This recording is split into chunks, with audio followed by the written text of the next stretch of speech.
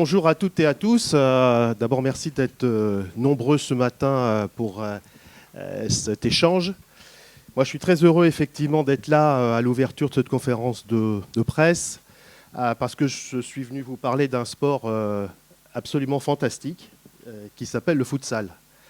Un sport fantastique parce que c'est un sport qui touche la jeunesse, qui depuis déjà de nombreuses années suscite un très grand engouement auprès de la jeunesse, qui se traduit par un nombre de licenciés important, près de 40 000 aujourd'hui, mais surtout qui est porteur d'avenir parce que c'est aujourd'hui, vous ne le savez peut-être pas tous, mais le premier sport scolaire, aussi bien chez les garçons que chez les filles, avec près de 200 000 personnes qui pratiquent, jeunes qui pratiquent le futsal.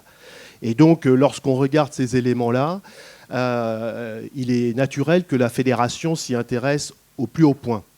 Et il y a quelques mois, j'étais venu ici avec Jean-Michel Aulas pour vous présenter une des grandes priorités de la fédération, le développement du foot féminin.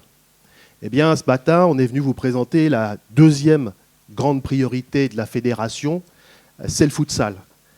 Et plus particulièrement, on est venu vous présenter un plan qui vient s'inscrire dans le premier plan qui avait été initié en 2017 par Noël Le Graët, qui avait mis en place un certain nombre de bases. Et aujourd'hui, on donne un nouveau coup d'accélérateur, une nouvelle dynamique pour préparer l'avenir.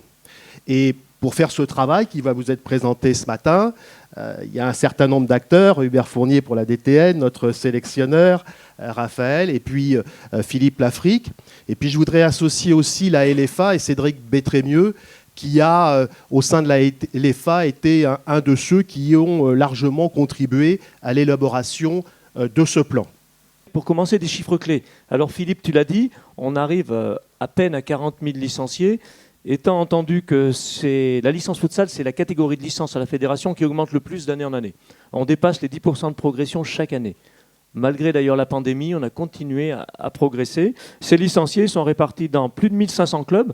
Vous savez qu'on a 13 500 clubs au niveau football à la fédération. On en a quand même 1500 qui sont spécifiques futsal ou avec leur section futsal. Donc c'est quand même plus de 10%. C'est déjà un chiffre important. Sur ces clubs, sachez bien que 126 sont labellisés. Leur école de futsal est labellisée. Ça, c'est tout récent aussi. À l'initiative de la direction technique, on a des labels pour les écoles de foot traditionnelles, garçons et filles. Maintenant, on a un label sur le futsal. Ça aussi, ça a été une avancée considérable. Nos territoires accompagnent les écoles de futsal. Puis alors, le chiffre dont tu nous parlais, effectivement, Philippe, c'est les 200 000 licenciés. Le futsal est le sport numéro 1 dans le monde scolaire. On a dépassé le hand, on a dépassé tous les sports maintenant. Donc ça aussi, c'est un vivier sur lequel on doit s'appuyer. Charge à nous d'y arriver. On travaille avec le NSS, on a une commission mixte sur le football. On commence à parler futsal. Là aussi, je pense que c'est important. On a nos sections sportives. C'est un objectif d'avoir dans chaque district une section sportive spécifique futsal, dans les lycées et dans les collèges. On avance, ça ne sera peut-être pas dans chaque district, mais le nombre augmente d'année en année. Donc vous voyez, on en a une quarantaine en collège, on en a 18 en lycée, toutes les ligues en ont une. Donc là aussi on avance. Je crois que notre objectif à la LFA, à la DTN, c'est de montrer l'attrait du futsal pour que les établissements scolaires se lancent dans l'action. Et le chiffre clé majeur peut-être effectivement, c'est le budget. Tu l'as dit, on a longtemps travaillé là-dessus. C'est un plan de développement qui vient en plus, bien évidemment, du quotidien, du fonctionnement traditionnel qui était déjà en place. C'est un budget de plus de 18 millions sur les 3 saisons. Donc c'est quand même considérable, sachant bien évidemment que c'est beaucoup de dépenses, mais c'est encore très peu de recettes. Donc voilà, il faut essayer de progresser dans ce domaine. Mais là aussi, on verra tout à l'heure, on commence à y arriver. Donc bonjour à tous, Raphaël Reynaud, sélectionneur de l'équipe de France, en charge de l'équipe de France depuis 2 saisons maintenant.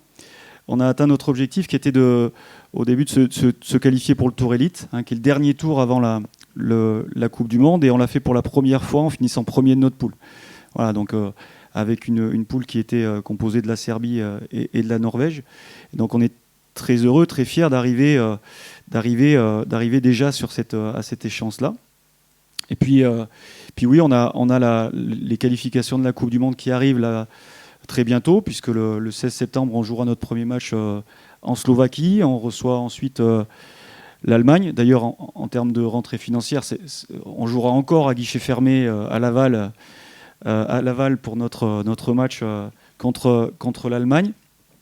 avec un palais des sports qui sera à plus de 3000 personnes. Et voilà, et qui maintenant, ça va faire à peu près un peu plus d'un an qu'on joue à guichet fermé.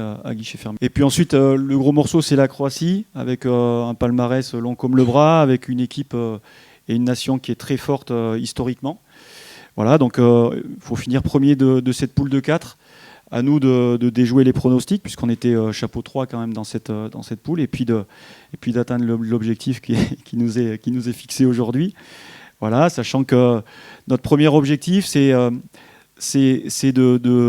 a un objectif qui était 2026 avec justement la perspective d'organisation du championnat d'Europe, mais aussi une génération qui arrivera un petit peu plus à maturité avec le pôle, avec des joueurs qui sortent un peu plus de la formation Made in France et qui nous permettront d'être ambitieux pour les années qui arrivent. Mais en tout cas, on va tout faire pour être présent pour cette Coupe du Monde 2024 en Ouzbékistan.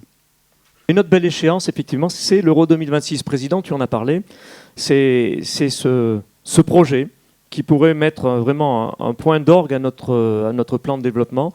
Donc, nous avions déposé il y a quelques mois déjà la lettre d'intention avec d'autres pays. Il a fallu la confirmer. Donc, le service ici, la direction des relations internationales, y travaille. On a déposé la première lettre de candidature. On a rempli le dossier. L'UEFA est revenu vers nous, nous a posé des questions, il voulait des précisions. Ça se passe plutôt bien. Et le 11 octobre prochain, nous devrons déposer notre dossier final auprès de l'UEFA. Alors, vous avez la carte qui vous explique les pays qui ont confirmé leur candidature. Alors, sur la planète futsal, c'est des pays que nous, on connaît, qui sont peut-être un peu moins connus dans le football traditionnel, mais qui ont quand même tous des références très très appuyées en termes de futsal. Eh bien, verdict en décembre, au comité exécutif de mi-décembre, on saura si nous organisons le championnat d'Europe en janvier-février 2026. C'est l'objectif, en tout cas, en point d'orgue de tout le travail qu'on fait sur le développement. Le président a parlé de la création de l'équipe de France féminine. Là où on a eu du retard à l'allumage, j'ai envie de dire, au niveau des garçons, hein, on voit des anciens internationaux qui sont présents dans la salle, on voulait avoir le moins de retard possible avec les filles. Et ça sera le cas, donc avec la création de cette équipe de France. Voilà, on attendait d'avoir une compétition nationale qui nous permette d'avoir une visibilité, évidemment, pour...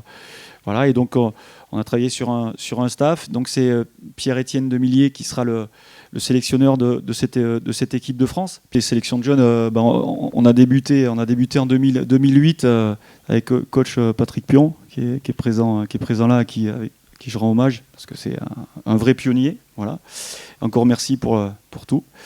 Donc maintenant création de la sélection U23 l'année dernière, qui va participer au championnat du monde universitaire en fin de saison. Donc ça, c'est une belle échéance qu'on va pouvoir offrir à nos jeunes et puis justement franchir les étapes. Oui, parce qu'effectivement, on a une convention avec la Fédération française du sport universitaire et il a été convenu que c'est l'équipe de France U23, évidemment avec des étudiants, qui représentera la France au championnat du monde universitaire. Voilà, et puis donc nos U19 qui viennent de se qualifier pour la deuxième fois consécutive pour une phase finale de championnat d'Europe. Voilà, on est assez fiers de ça, sachant que c'est tout le travail de formation qui est récompensé, avec notamment la création... Oui, justement, effectivement, si on se retrouve pour la deuxième année consécutive au championnat d'Europe, c'est assez nouveau pour nous, 19. Je crois que le pôle joue un rôle, le pôle France. Ce pôle France qui est basé à Lyon, donc depuis 2018. Ouais, on a une structure qui est unique en Europe. On s'appuie sur le savoir-faire de la fédération, qui a des pôles un petit peu partout en France, et on construit le même projet avec le futsal. Voilà, et donc on accueille une vingtaine de gamins pendant 3 ans, et aujourd'hui, petit à petit, on voit les fruits de ce travail-là, notamment en A. Je commence à avoir des joueurs qui pointent le bout de leur nez en A. Et donc, on est assez fiers de cette organisation mise en place également avec Hubert. Alors, très heureux de vous présenter le championnat de D1 Futsal 2023-24. Alors, vous voyez les logos de nos 12 clubs. Un championnat avec, je suis très très fier de le dire et de le confirmer aujourd'hui, avec un diffuseur Nos amis de Futsal Zone sont présents. Je ne sais pas, je ne les vois pas bien avec les projecteurs. Vous êtes par là, Futsal Zone? Voilà, ils sont là. Merci à vous. Notre diffuseur, la plateforme Sportall, sur la plateforme Futsal Zone, qui est là chaque samedi pour diffuser l'ensemble de nos 6 matchs du samedi. Donc c'est vraiment là, depuis 2-3 ans, 3 ans, c'est vraiment un partenariat primordial pour la visibilité et le développement de notre compétition. Donc des clubs que vous voyez, avec des clubs, j'allais dire, ancestraux qui sont là depuis le début, parce que notre championnat, vous voyez qu'il date depuis 2007 quand même. Alors au début il était inaperçu, là il commence à être visible, avec le Sporting de Paris par exemple, qui est là depuis le début, avec le Kremlin Bicêtre aussi, qui est un des clubs majeurs, un des clubs phares de la discipline, Toulon, le Toulon Élite aussi, donc c'est le club de Nantes, je pourrais tous les citer, Toulouse, Béthune, on a Hérouville qui remonte, Kingersheim en Alsace, Kingersheim n'est pas très connu pour le football, mais très connu pour le futsal. On a le Gol FC dont je vous parlais pour l'école de futsal tout à l'heure. Ce n'est pas un hasard s'ils arrivent à ce niveau-là. Ils travaillent depuis très longtemps sur la formation. On a des gamins de Gol qui sont dans nos équipes de jeunes. On en a qui seront au championnat d'Europe, je pense, les U19. Paris-Akaza, un club de quartier, d'un arrondissement de Paris, qui fait un travail considérable et qui est là maintenant dans l'élite du futsal. Voilà. Et puis, je ne sais pas si j'en oublie. Et oui, j'en oublie un, bien sûr. C'est l'AC Ajaccio. Parce que vous pourriez nous poser la question, on pourra en discuter après. Où sont les clubs professionnels? Les clubs professionnels arrivent dans le futsal. Voilà. L'AC Ajaccio, qui était en D2, c'était notre premier club professionnel en national, en D2, vient d'accéder cette année pour la première fois à la D1. Et en D2, où nous avons 19 clubs dans 2 poules, on vient de voir arriver, après les barrages, le Racing Club de Strasbourg. Donc on a 2 clubs pro qui sont arrivés au niveau national. Et n'oublions pas qu'il y en a d'autres qui pratiquent. On a une 8aine de clubs de D1 et D2 qui sont déjà dans les championnats régionaux. Alors donc, ça, c'était une particularité française, il n'y avait pas de club pro. Voilà. Aujourd'hui, voilà, parce que les grands clubs européens, c'est le Barça, c'est le Sporting Lisbonne, c'est Benfica. Et, voilà. Et donc, du coup, il y a un modèle qui existe. Et je pense que les clubs pros sont en train de se rendre compte que, évidemment, le futsal, ça peut être à l'image de ce que nous challenge le président, mais ça peut challenger les clubs aussi. Effectivement, la structuration, c'était un des piliers que le président a souhaité mettre en avant. Oui, on engage les fonds, oui, on met des moyens, mais à contrepartie, on souhaite aussi que les clubs fassent un effort de structuration pour qu'on ait la possibilité d'avoir des clubs beaucoup plus solides qu'ils ne sont à l'heure actuelle. Ça va mettre du temps, mais en tout cas, c'est la volonté.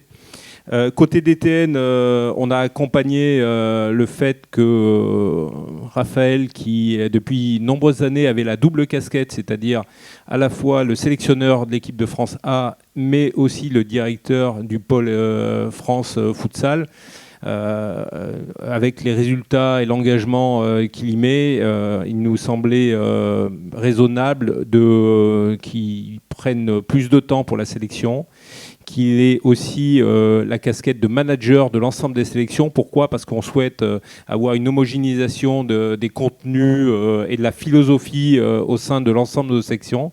Et c'est Raphaël qui va être le garant et celui qui va incarner aussi cette philosophie au sein de nos sélections. Donc à la fois, bien sûr, la sélection A, mais aussi accompagner l'ensemble de nos sélections. Alors on parle encore de Pôle France, mais peut-être à terme et assez rapidement sur 24-25, avec la perspective d'ouvrir un deuxième pôle. Pourquoi ? Parce qu'on voit qu'il y a une vraie réussite, parce qu'une grande majorité de nos sélections de jeunes sont issus de ces pôles, donc on voit qu'on est dans le vrai. Et donc la volonté, c'est d'insuffler encore un souffle nouveau avec l'ouverture d'un deuxième pôle qui, pour le coup, sera peut-être un pôle régional. On va aussi challenger nos ligues pour savoir lesquelles seront à même de pouvoir postuler pour l'ouverture d'un deuxième pôle. Et puis, une des thématiques aussi que la DTN va pousser, c'est accompagner nos territoires à ouvrir à minima, et on souhaite assez rapidement une section sportive spécifique futsal sur l'ensemble de nos districts. C'est un choix fort, mais on a encore du chemin à faire. Mais Je vois que nos territoires sont très engagés pour y arriver. Et puis, bien sûr, et je le disais en avant-propos, c'est la licence club qui doit venir accompagner la structuration de nos clubs. Bien sûr, je ne vais pas le détailler maintenant, hein, mais simplement, le président a souhaité peut-être donner encore un peu plus d'argent pour accompagner nos clubs. Mais cet argent, il doit être aussi à destination de la structuration et pas simplement au fonctionnement et à payer les joueurs de l'équipe première de futsal. Donc c'est un changement de cap, mais c'est un changement qui va permettre au club de futsal d'envisager l'avenir d'une manière un peu plus confortable.